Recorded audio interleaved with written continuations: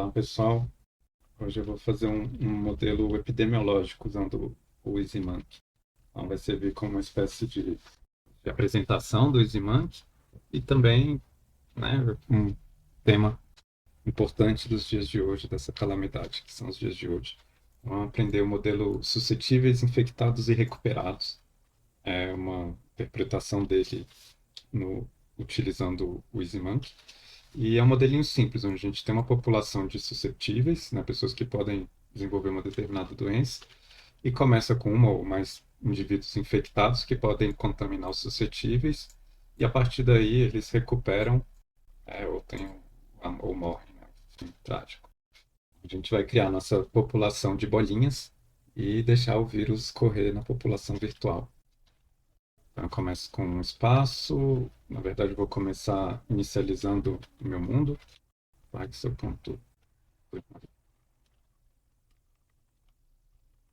Essa estrutura básica de qualquer programa em Python, eu vou agora criar alguns elementos no espaço, certo? Vamos criar várias bolinhas que representam nossa população de suscetíveis. Então, eu vou criar algumas constantes aqui em cima. O tamanho da população, vamos fazer 1.000 bolinhas por enquanto. E vão ter outras constantes aqui. Tá? Então, no meu espaço, eu vou criar várias bolinhas, né? Cada bolinha vai ser um círculo. E numa determinada posição aleatória, vou colocar um raio bem pequenininho, um raio de 1, e uma cor, depois eu penso na cor. Uma velocidade, e eu vou fazer o seguinte, eu vou usar o collision type como mecanismo de determinar em qual estado ele está. Então eu tenho três estados, o S e R, na verdade eu vou colocar um quarto, que seria o morte, né, que seriam os números de 1 a 4. Então, vão ser os meus collision types. Eu começo no collision type S, né, no estado S, e continuo. Né, e vamos criar aqui também uma velocidade, x e y, e a velocidade eu vou sortear de forma aleatória. Então, import random, fazer um x de 0 a 256, y também, pegando a tela inteira. E a velocidade, vamos lá, vou criar um valor aqui, speed. Vamos começar com 20 pixels por segundo. E a velocidade vai ser algo aleatório, né, nessa direção. Então, vai ser random.uniform. Essa seria a velocidade em x e essa em y. Tá, então a gente tem um círculo e salvar isso numa variável círculo. Tá, então como prossegue meu update, vai ser space.sobre 30, que é a taxa de atualização padrão. E draw vai ser algo do tipo pixel.clear, 0 é preto. E eu vou usar o FizzDraw. E a gente tem algumas opções. Eu posso desenhar o espaço diretamente, ou eu posso selecionar cada um dos círculos manualmente. Vamos, por enquanto, usar o FizzDraw Space. Já já eu modifico essa rotina. E eu também preciso colocar todo mundo dentro de uma caixa, senão essas bolinhas vão fugir e não vai ter simulação. A simulação vai acabar muito rápido. Então, vamos colocar aqui fizz.margem. Tá? E quando eu chamo desse jeito, ela cria uma margem do tamanho da tela. Tá? Lembrando que preciso inicializar o pixel antes de chamar o fizMargem sem argumento, para ele saber o que está, né, qual que é as dimensões da tela. O resultado não foi muito bom ainda, porque as bolinhas estão encostando na parede e, e ficando lá, porque eu não coloquei elasticidade. Eu deveria colocar elasticidade 1 para os círculos, para as margens. Na verdade, eu quero colocar elasticidade 1 para tudo. O EasyMonkey tem um método chamado o método da lista de shapes do espaço. Tem também o mesmo método para a lista de bodies, chamado apply. Apply permite você aplicar uma função com alguns argumentos adicionais, e se você não passar a função, ele simplesmente define os argumentos. Então, todos os argumentos que eu passar por nome, ele define como atributo. Então, elasticity. Então, por exemplo, se eu fizer shapes apply elasticity igual a 1, ele vai reescrever o atributo elasticidade de todos os elementos do espaço que foram criados até então. Tá, agora a gente tem nossas bolinhas andando. A simulação está um pouco lenta, porque tem muitas bolinhas. E essa lentidão, eu prometo para vocês, mas depois a gente pode fazer alguns testes, ela não é tão devido à física, mas é muito mais devido à renderização. Então, eu vou escolher primeiro uma forma mais simples de renderização. A gente pode renderizar esses círculos como pontos, que é mais rápido que renderizar um círculo. E eu também vou aproveitar, né, essa refatoração para usar uma lógica de renderização, como que chama aqui, leva em conta o collision type. Né? A gente vai fazer assim, para cada círculo na lista de círculos, eu ainda não criei essa lista de círculos, vou chamar de cada círculo na lista de círculos, eu tenho que decidir o que fazer. O que que a gente faz? A gente vai pegar a posição do círculo, expandindo as variáveis x e y, e aqui eu desenho uma posição x e y a cor. Mas de onde vai vir a cor? Eu vou criar uma lista de cores, onde eu consiga pegar a cor pelo índice, tá? Então, índice 0 não tem nada. Já no índice 1, que seria o collision type 1, eu tenho o estado S, depois I, R e D. Então, a gente escolhe as cores. Color, pixel.color. A cor para os suscetíveis. Eu vou escolher, vamos ver. Ele é o pitch, nunca escolhi pitch. Os infectados, red. Recuperados seria color green, lime, alguma coisa verde. E os mortos, vamos ver, pixel.color, cor do Trump. Então, como eu consigo escolher essa cor, né? A cor vai vir de colors, ser.collision type. Pixel draw não, P7 para desenhar um ponto. Então agora a gente tem os pontinhos que respeitam os tipos de colisão. Por enquanto todo mundo está suscetível, eu não coloquei nenhum infeccioso. Então vamos mudar isso agora. Eu vou fazer o laço e o último círculo fica solto nessa variável. Eu posso extrair de novo da lista. O último, o primeiro, enfim, eu quero pegar algum deles e definir o collision type do shape associado a ele. Tá? Vou definir como I, infeccioso.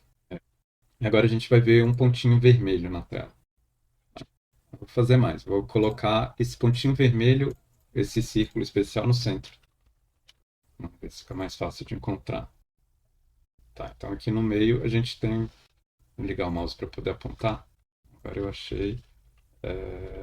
Init. A gente tem aqui um pontinho vermelho andando. Só que ele não está infectando ninguém. Né? Quando ele colide, nada acontece. Como que a gente conserta isso? Então eu vou só comentar aqui, infecta o paciente 0. E agora eu vou colocar a rotina de infecção. Na verdade, infecta um suscetível. Suscetível, não sei como que você vai. Como que a gente faz isso? Eu quero criar uma função aqui, onInfection, que execute quando eu receber um par de objetos contaminados, né? Então, de onde vai vir esse par? Como eu vou registrar essa função? Esse par vem de um árbitro, que é aquele objeto que representa dois shapes em colisão. Então, eu tenho arb.shapes, contém a lista dos dois shapes. Eu vou marcar aqui que é um árbitro. Então, vou importar o árbitro do. Acho que não tem bodies, eu vou criar o bodies depois no futuro. Mas enfim, eu posso pegar os dois shapes. E o que eu vou fazer com isso? Eu quero verificar os tipos de colisão de cada shape. Então, se o A. Na verdade, eu vou falar o seguinte: um deles é suscetível e o outro infeccioso. E como eu sei disso? Porque eu vou registrar essa função para executar só quando acontecer um par de colisões desse tipo, de um suscetível com infeccioso. Não tem como a gente saber qual é qual. Então eu vou chutar, verificar o meu chute e depois, se não tiver certo, eu troco.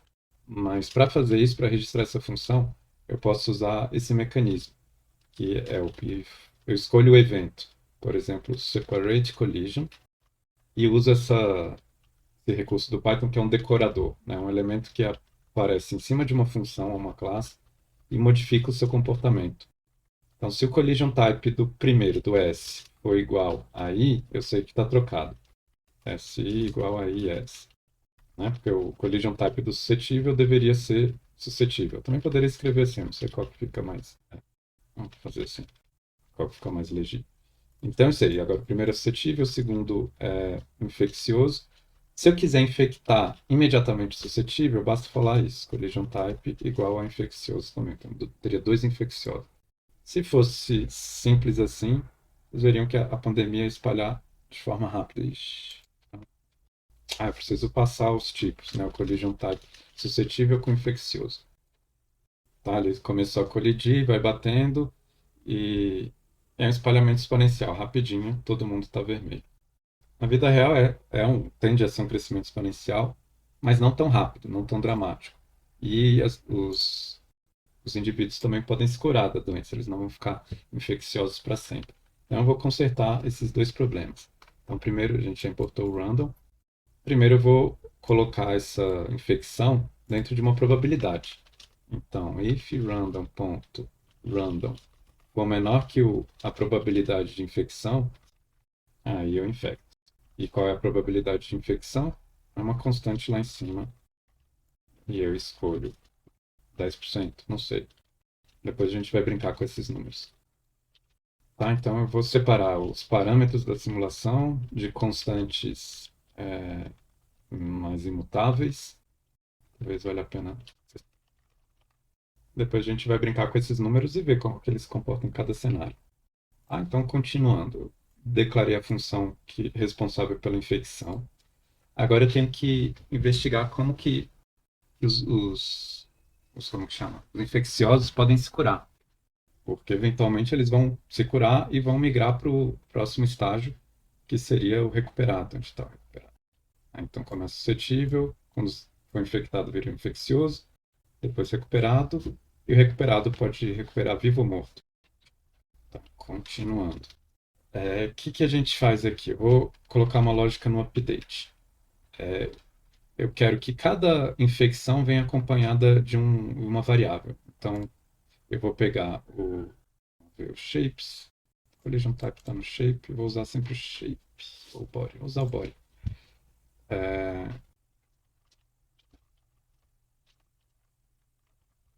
Então o que eu vou fazer? Eu vou criar um período infeccioso, a quantidade de frames que cada bolinha fica infecciosa, e salvo a cada nova infecção. Então, infectious period, eu tenho 30 frames por segundo. Vamos pensar que cada segundo representa um dia de simulação. O período infeccioso para o COVID depende um pouco de como você parametriza, mas é algo próximo de 5 dias, uma semana. Tá? Então, a gente está com o modelo simplificado, porque, na verdade, existe uma progressão. Você começa, você pode estar infectado e não infeccioso, depois evolui para um estágio onde é pouco infeccioso, muito infeccioso, a infecciosidade diminui com o tempo, até cessar. Estou simplificando tudo, colocando tudo na conta de um único número. Tá? Então, período infeccioso. E o que a gente vai fazer aqui? Para cada círculo, eu vou ver se o círculo possui essa variável, ou melhor, se ele é collision type S, I, desculpa. Se for I, eu vou diminuir o período infeccioso.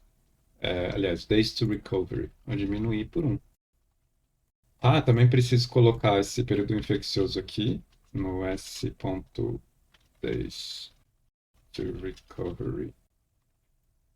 Na verdade, seria o body do shape e não shape. Não sei por que ele não reclamou. Continuando. Então, a gente tem isso aqui. E eu não sei se eles estão recuperados ou não. Eu não estou conseguindo mostrar os recuperados. Então, como que a gente vai fazer isso aqui? Que ele diminui os dias para recuperação. Eu tenho que testar também if c.days to recover. Se chegar a menos que zero, zero ou menor que zero, ele muda de estado. Ele vira recuperado. Certo? Então, isso aqui é a minha lista de recuperados. Apareceram os primeiros recuperados aqui e estão progredindo na pandemia. Agora, com recuperados, a pandemia se espalha mais devagar, porque né, cada pessoa infecciosa não vai ficar permanentemente infectando o resto da população. Agora vamos montar estatísticas da nossa pandemia. E aqui o que eu vou fazer? Cada evento desse onde um um indivíduo muda de estado, vai servir para atualizar as variáveis que guardam esses resultados. Aí vou salvar a variável de estatística, chamando de stats, num objeto, nesse objeto do tipo simple namespace. O que é o simple namespace? Eu tenho que carregar aqui, collections. Será que é types? From types? Sempre confundo, são from types. Ele é uma espécie de objeto puro do Python. Tá? Então, o que ele faz? É um objeto vazio, eu posso criar quaisquer atributos que eu quiser. Então, eu vou criar o S, que começa com o total da população, o I, aliás, o total da população menos 1, menos paciente 0, o I é o número de infecciosos, começa em 1, recuperado 0, morte 0. Tá, então aqui, primeiro, eu analisei a probabilidade, cadê? Na probabilidade, dias de recuperação, e ele virou recuperado. Na verdade, eu preciso decidir se vai virar recuperado ou death. Então, sorteio um número, verifico se é menor que a probabilidade de morte.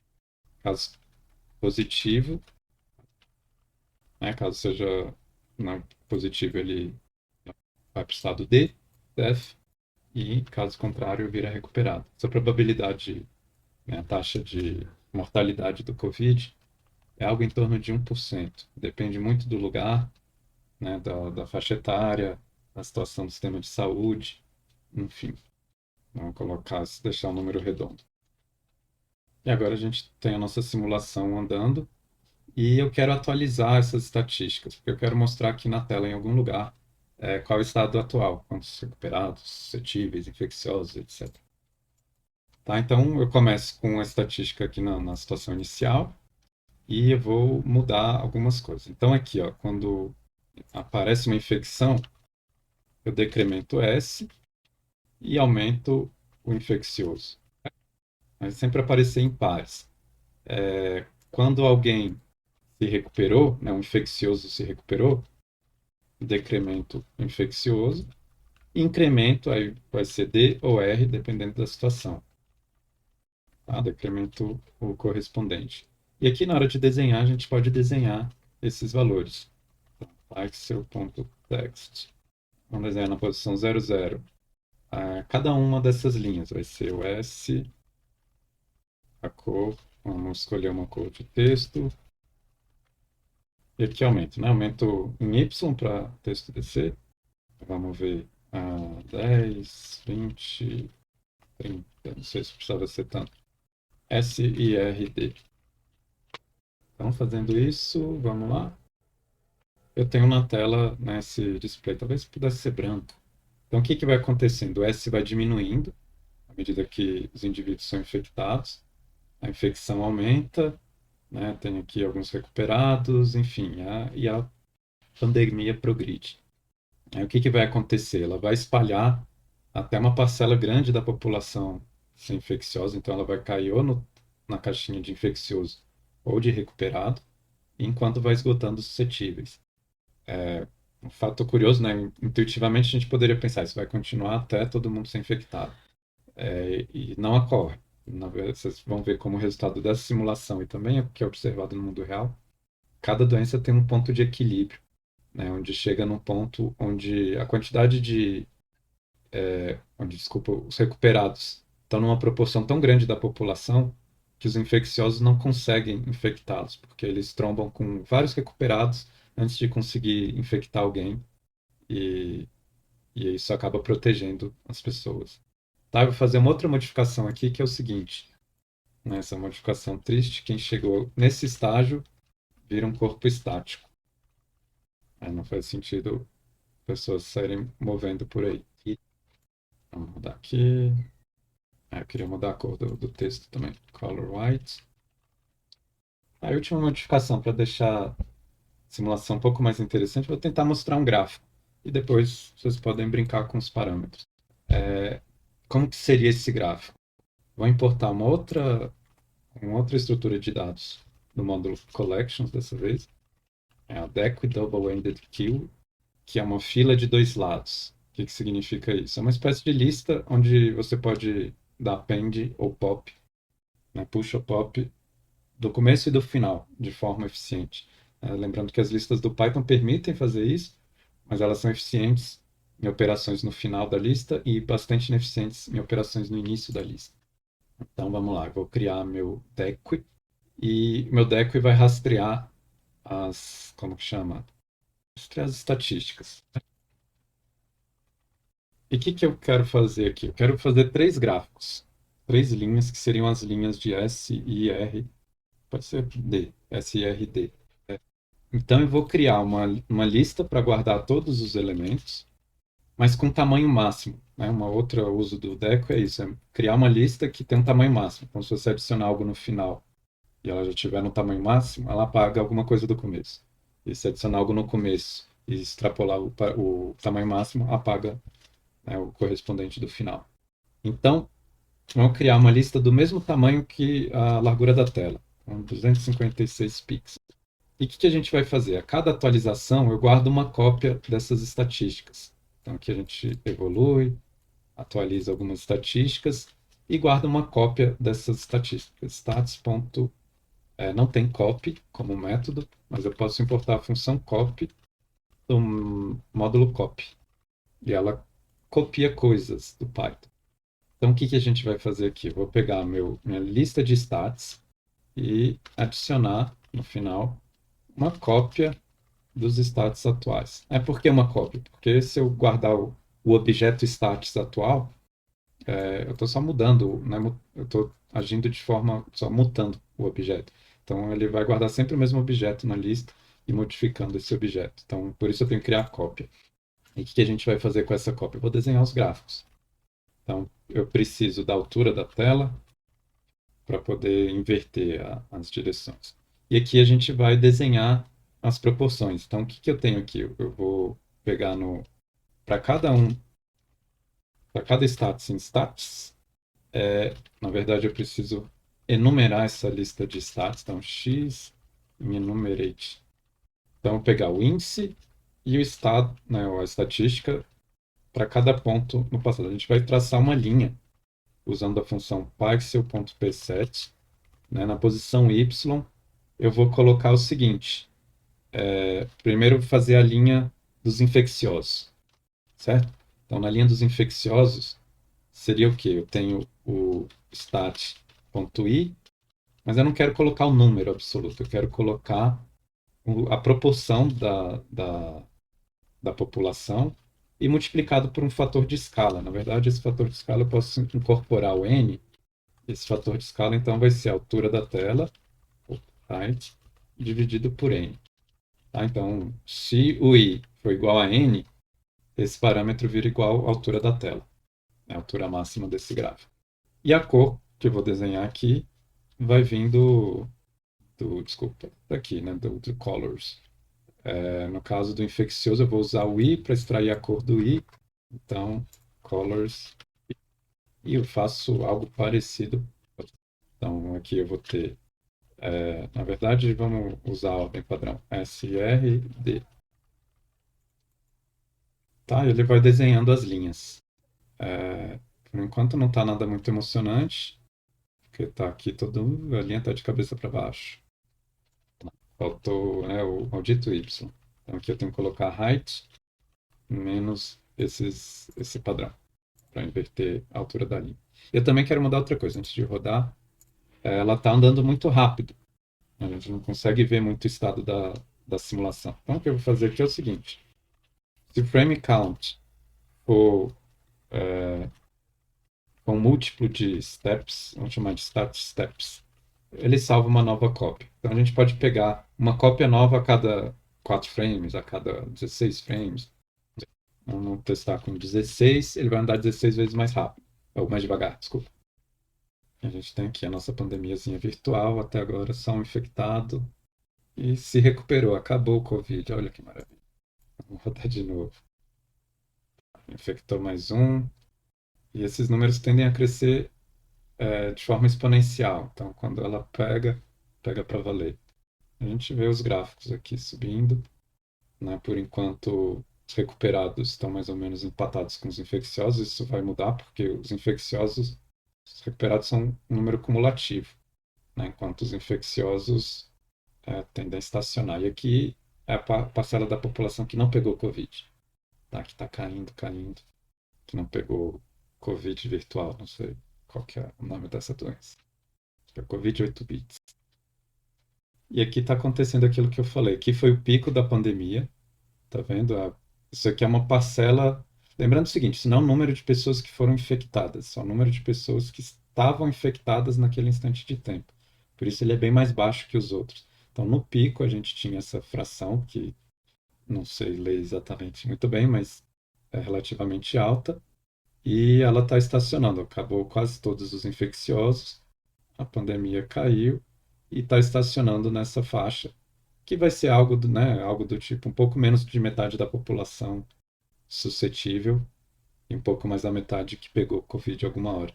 Olhando nas estatísticas aqui, tem um morto, que talvez seja um pouco de sorte, né? Não um caso tipo. Como eu tenho 1.000 indivíduos, a chance de probabilidade de morte de 1%, eu esperaria em torno de 100, mas nem todos os indivíduos pegam a doença, né? Então, tem algo próximo de 60% aqui que se contaminou, então eu esperaria umas 6 mortes. Deu um, mas talvez seja uma flutuação. Tá, vamos aumentar o tamanho da simulação, esse vai ser o último passo. Aliás, quase o último passo, vocês vão ver que não é tão simples. Vou colocar 10.000.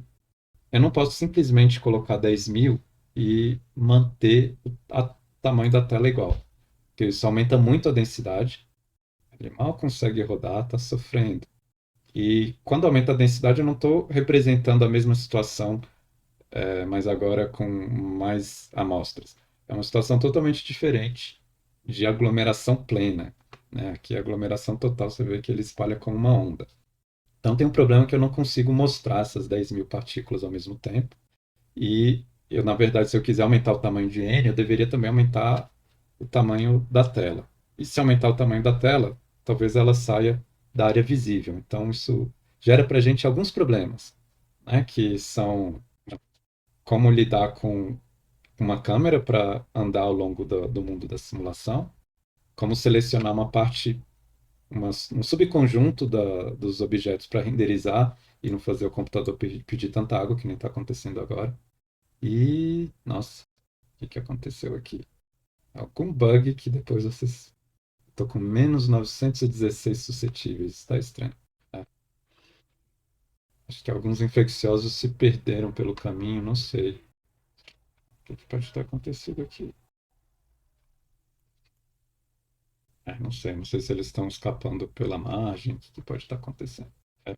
Mas então eu vou modificar isso. Eu vou criar um outro parâmetro aqui, que vai ser o tamanho da tela, e que pode ser maior que as dimensões da tela. Então vamos colocar, por exemplo, 1.000, certo? Eu preciso adaptar essas margens para esse novo tamanho de tela. Então eu vou fazer algo assim, chama de size, né? Os argumentos para a margem são ponto superior, inferior esquerdo, desculpa, e a largura e a altura. Tá, então, agora a gente aumentou o tamanho da simulação. Isso vai diminuir a densidade mais ou menos, porque eu não inicializei. Tá horrível aqui, desculpa. Eu esqueci de adaptar esse carinha aqui também, né, que vai ser menos size sobre 2 até mais size sobre 2. Tá, mais aqui explicitamente. Tá, isso vai espalhar as bolinhas uniformemente por essa margem. Mas a simulação está pedindo água. Talvez seja porque a física esteja pesada, talvez seja porque a renderização está pesada. Quero experimentar com isso. Então a gente vai fazer o seguinte. Cadê? Esse laço aqui que itera sobre todos os círculos, eu não vou mais iterar sobre todos os círculos. Eu vou iterar somente naqueles que estão dentro da área de visão. Tá? Então, como que seria isso? Eu preciso importar uma bounding box. E aqui eu vou criar uma bounding box na área atual, na área de visão. Então, a bounding box vai ser, eu passo como argumentos o canto inferior esquerdo, o tamanho, a largura e a altura. Então, vou passar as dimensões da tela. E ao invés de desenhar todos os círculos, eu vou desenhar somente os círculos Carry BB, carry, não, BB Carry. Eu passo o bound box e um shape filter. Esse filtro é construído por uma outra classe, que eu vou abordar isso em uma hora mais conveniente, né? Eu não quero apresentar mais um conceito aqui, mas basta criar um shape filter vazio. Ele é responsável por decidir e por eliminar de antemão alguns shapes. Shape filter vazio aceita todo mundo, que é o que a gente quer. Na verdade, alguma versão mais para frente do Easymoon que vai aceitar como um argumento padrão, mas aparentemente eu não implementei isso ainda. Tá, então eu vou selecionar somente esses shapes. Vamos ver se a simulação melhora. Melhorou. Não está super suave, mas já está bem melhor que antes. E aqui a gente vê, né, a progressão da pandemia. 10.000 bolinhas. O fato dela se estabelecer ou não é um equilíbrio delicado entre os parâmetros. E isso é influenciado por várias coisas. Pelo tamanho da bolinha, que dá chance entre colisões. Então, por exemplo, se aumentar o tamanho da bolinha, cadê? Para um raio 2, isso vai aumentar a chance de colisão e aumenta, então, a velocidade de propagação. Dá para ver, tá bem rápido, né? Eita, ficou devagar, viu? Aqui eu acho que ele fica lento porque está respondendo a muitas colisões por frame de novos infecciosos. Mas, enfim.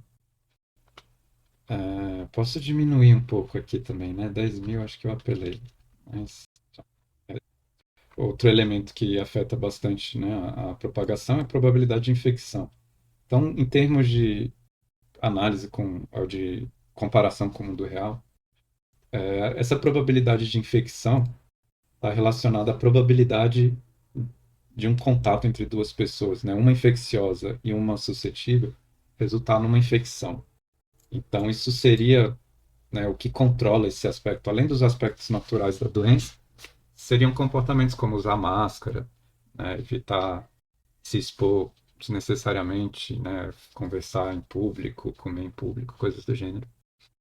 Enquanto que o tamanho da bolinha e a velocidade tem a ver com isolamento social. As duas coisas trabalham em conjunto, né? Você conseguir colocar todo mundo dentro de roupas de astronauta, onde a chance do vírus entrar fosse nula, é, todo mundo poderia se aglomerar livremente, mas é lógico que não existe essa possibilidade, né? Porque eu estaria zerando a probabilidade de infecção, mesmo mantendo a velocidade e, e o raio que controla, no fundo, o número de colisões que ela faz por unidade de tempo mais alto.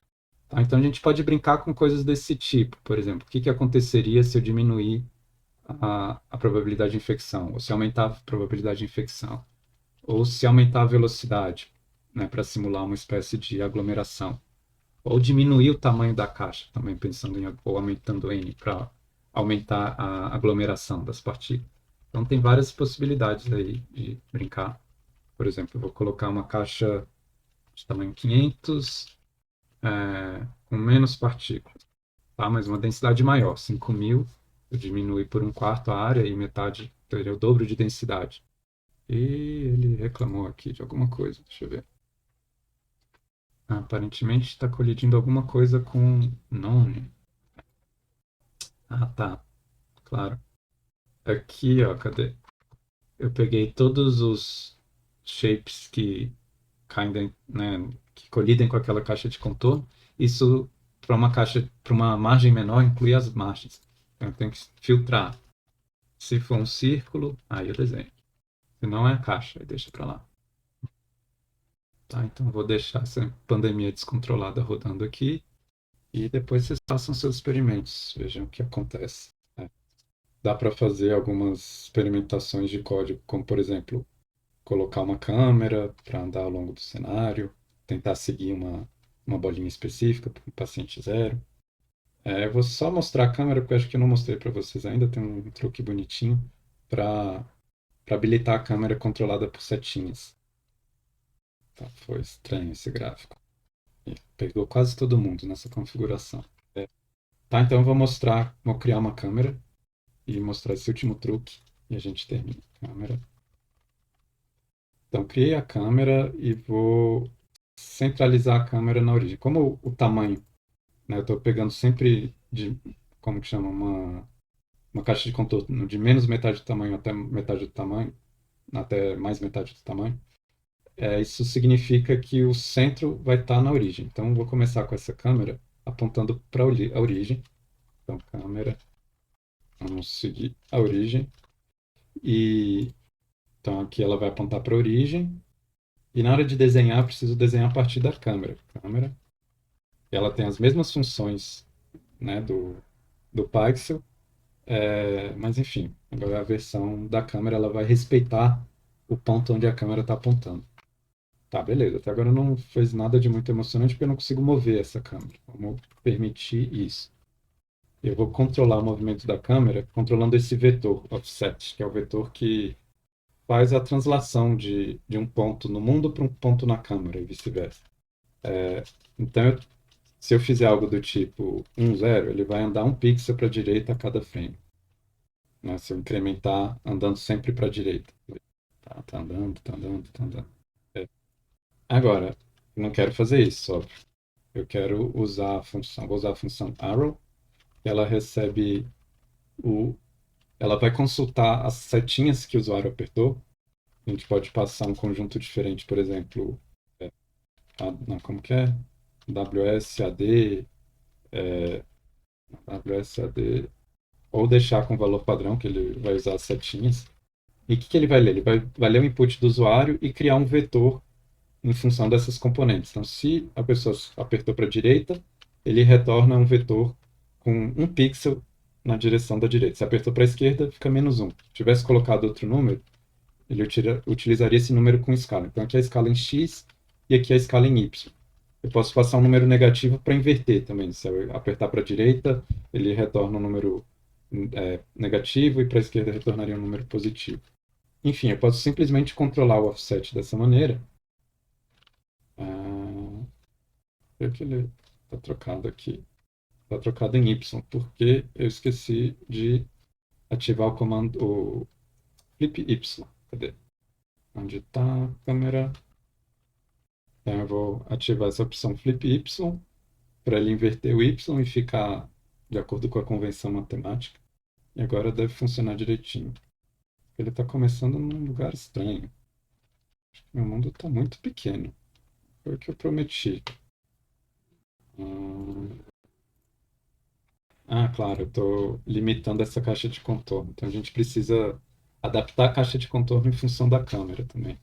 Então, o que vai ser câmera.offset. Isso vai me dar, deixa eu ver, eu acho que dá o ponto x e y. Eu passo para a caixa de contorno. E a gente acrescenta as dimensões. Vamos ver, agora sim. Agora a caixa de contorno pega todo mundo e segue a câmera. Aqui começou a pandemia e ela está se espalhando, vai bater ali na margem e segue. Aqui virou uma onda. Quando a contaminação é rápida desse tanto, né, dá para ver essa espécie de frente de contaminação. Quando é uma contaminação um pouco mais lenta, as populações se misturam. Tá, então aqui a gente brinca com os parâmetros, por exemplo, de diminuir a velocidade para diminuir a taxa de contatos, né? Seria algo equivalente a isolamento social, né? Onde você diminui a velocidade das suas interações sociais. Quantas pessoas você encontra por dia? E com isso a gente fecha.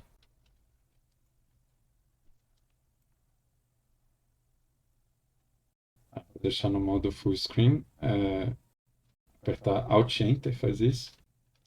A gente acompanha a pandemia, vou esperar um pouquinho. Quando eu fico parado, o tempo passa rápido. Ó, foi rápido, né?